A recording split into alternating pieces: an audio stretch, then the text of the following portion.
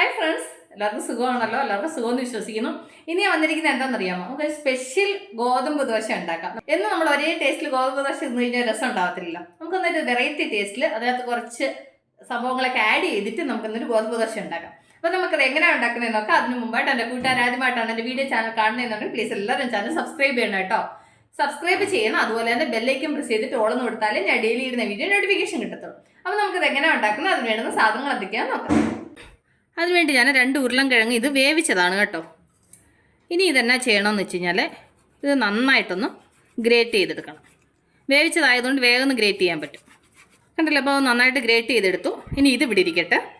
അത് കഴിഞ്ഞൊരു ബൗളെടുത്ത് ഇതിലേക്ക് 1.5 കപ്പ് ഗോതമ്പ് പൊടി, ആവശ്യത്തിന് ഉപ്പ്, 1 ടീസ്പൂൺ മുളക് പൊടി, 1/2 ടീസ്പൂൺ മല്ലിപ്പൊടി, 1/4 ടീസ്പൂൺ മഞ്ഞൾപ്പൊടി, 1/4 teaspoon chilli flakes, 1/2 teaspoon garam masala, അത് കഴിഞ്ഞിട്ട് 1 പിഞ്ച് കായപ്പൊടി. എന്നിട്ട് ആദ്യം ഇതൊന്ന് മിക്സ് ചെയ്യുക. എന്നിട്ട് ഇതിലേക്ക് കുറേശ്ശെ വെള്ളം ഒഴിച്ചിട്ട് കട്ടയൊന്നുമില്ലാതെ നന്നായിട്ട് മിക്സ് ചെയ്തെടുക്കണം. അപ്പോൾ ഞാനൊന്ന് മിക്സ് ചെയ്തിട്ട് നിങ്ങളെ കാണിക്കാം ഏതൊരളവിൽ മിക്സ് ചെയ്യണമെന്നുള്ളത്. കണ്ടില്ലേ, അപ്പോൾ നന്നായിട്ട് മിക്സ് ചെയ്തു. ഇനി നമുക്ക് ഇതിലേക്ക് ചെറിയൊരു സവാള ചെറുതായിട്ട് അരിഞ്ഞത്, കുറച്ച് മല്ലിയില ചെറുതായിട്ട് അരിഞ്ഞത്, അത് കഴിഞ്ഞ് ചെറിയൊരു കഷ്ണം ഇഞ്ചി ഗ്രേറ്റ് ചെയ്തത്, എന്നിട്ട് അതിൻ്റെ കൂടെ നമ്മൾ ഗ്രേറ്റ് ചെയ്ത് ഉരുളൻകിഴങ്ങുണ്ടല്ലോ അത് ഇതിലേക്ക് ഇട്ട് കൊടുക്കാം. എന്നിട്ടിത് നന്നായിട്ട് മിക്സ് ചെയ്യാം. അപ്പോൾ ഇതെല്ലാം കൂടെ ചേർത്തവൻ കുറച്ച് കട്ടിയായിട്ടുണ്ട്. ഇനി നമുക്കിതിലേക്ക് കുറച്ചുകൂടെ വെള്ളം ചേർത്ത് കൊടുക്കാം. എന്നിട്ടിത് നന്നായിട്ട് മിക്സ് ചെയ്യും.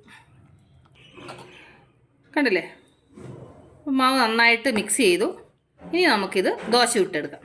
അതിനുവേണ്ടി ഞാൻ സ്റ്റൗ കത്തിച്ചിട്ട് പാൻ അടപ്പ് വെക്കട്ടെ. അപ്പം ദോശപ്പാൻ അടപ്പ് വെച്ച് ദോശപ്പാൻ നന്നായിട്ട് ചൂടായി. ഇനി നമുക്കിതിലേക്ക് കുറച്ച് മാവ് ഒഴിച്ചിട്ട് നന്നായിട്ട് പരത്താം. എന്നിട്ട് നമുക്കതിൻ്റെ മുകളിലേക്ക് കുറച്ച് നെയ്യ് ഒഴിച്ച് കൊടുക്കാം. നെയ്യോ എണ്ണ എന്തായാലും മതി കേട്ടോ. ഞാനിപ്പോൾ ഇച്ചിരി നെയ്യ് ഒഴിച്ചു. ഞാൻ സൈഡ് നന്നായിട്ടൊന്ന് ഫ്രൈ ആവട്ടെ. ഇനി നമുക്ക് തിരിച്ചിട്ട് കൊടുക്കാം.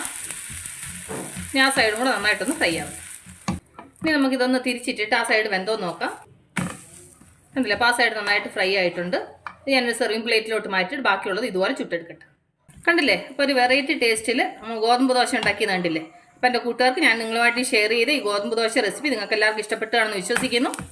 നിങ്ങളെല്ലാവരും ട്രൈ ചെയ്യണം കേട്ടോ. നിങ്ങളെല്ലാവരും ട്രൈ ചെയ്യണം. ട്രൈ ചെയ്ത് നിങ്ങൾക്ക് ഇഷ്ടപ്പെട്ടാൽ നിങ്ങളുടെ ഫ്രണ്ട്സിന് ഷെയർ ചെയ്യുക, ലൈക്ക് ചെയ്യുക, വാല്യുബിൾ കമൻറ്റ്സ് ഇടുക. അപ്പോൾ നാളെ നമ്മൾ രുചികരമായ പുതിയ വീഡിയോയും പുതിയ റെസിപ്പിയുമായിട്ട് നാളെ നമ്മൾ വീണ്ടും കാണും വരെ ടേക്ക് കെയർ, ബൈ.